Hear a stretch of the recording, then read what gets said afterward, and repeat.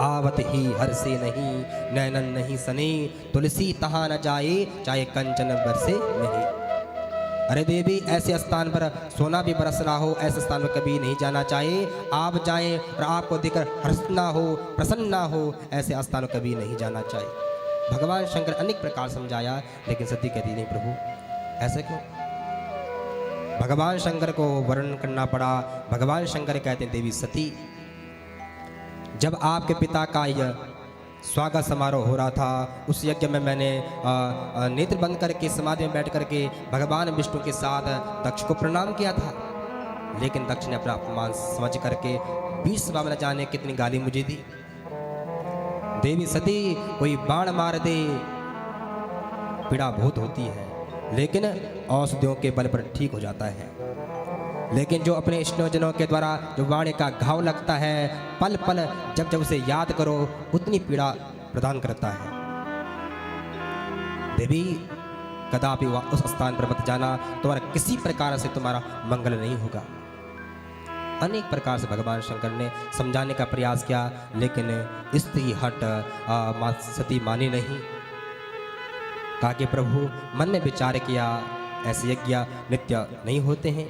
जाऊंगी, पिता को निवेदन करूंगी, पिताजी आकर के प्रभु को समझाएंगे, बाद में आकर अपने भोले बाबा को समझाऊंगी।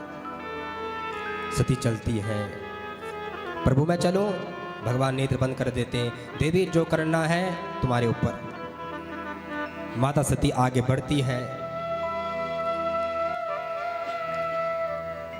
भगवान शंकर समझ गए कि सत्य मानने वाले नहीं है। जो ही आगे बढ़े तो भगवान शंकर ने अपने नंदी आदि गणों को निवेदन किया कि माता सती को बड़े भाव के साथ, आदर के साथ उनके पिता के यज्ञ महोत्सव में सम्मिलित होने के लिए चले जाओ।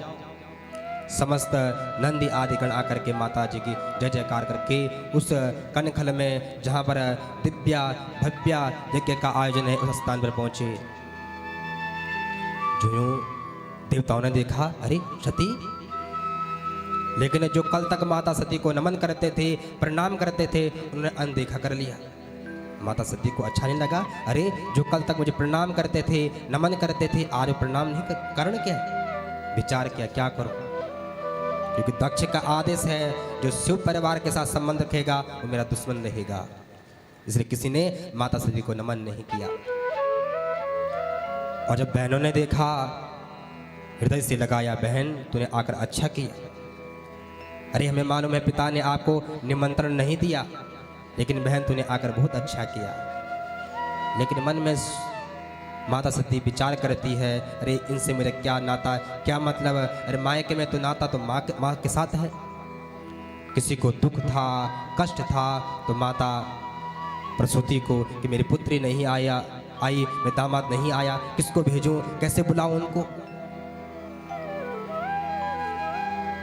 माता सती प्रसूति माता के भवन की ओर बढ़ी। आपस में बहनें बात करने लगी, अरे बहन, अगर मैं होती, पिता ने निमंत्रण नहीं दिया तो मैं तो कदापि नहीं आती। प्रसूति, जो ही माँ प्रसूति ने देखा, अरे मेरी बेटी आई, हर्ष से प्रसन्न हो गई और बेटी को गले से लगाया। माँ को नमन करके पिता से मिलने के लिए सती मैया गई, और जो ही देखा पिता ने देखा तो अनदेखा कर दिया। माता सती अपना अपमान सहन गई, लेकिन जब यज्ञ मंडप की ओर देखा, छोटे छोटे देवताओं का भाग देखा, लेकिन भगवान शंकर का कोई भाग नहीं। क्रोध में हो गई, अपना अपमान तो सहन कर गई, लेकिन अरुद्र भागम तमवेक्षचाध्वरम पित्रा च देवे कृत हेलनम विभू।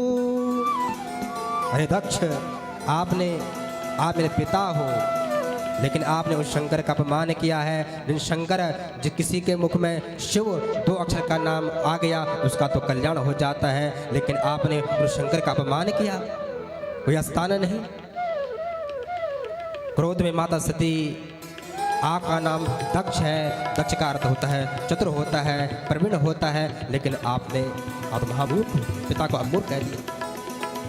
मैं कितनी पागल थी पिता के प्रेम में आकर के, इतनी पागल थी, पिता मुझे अपनाएंगे, स्वीकार करेंगे, पति की आज्ञा का पालन नहीं किया, और आज आपने उन्हें मेरे भूत भावन भोलेनाथ का आपने अपमान किया। अनेक प्रकार से आपने उस शंकर का आपने अपमान किया और मैं चाहूंगी अगर वापस लौटती हूँ तो शंकर जी कहेंगे कहो दाक्षाणी कैसा आपका स्वागत हुआ उस यज्ञ में। तो मैं क्या कहूँगा, नाता कब तक है, जब तक यह शरीर है, और जब यह शरीर समाप्त हो गया तो किस बात का नाता।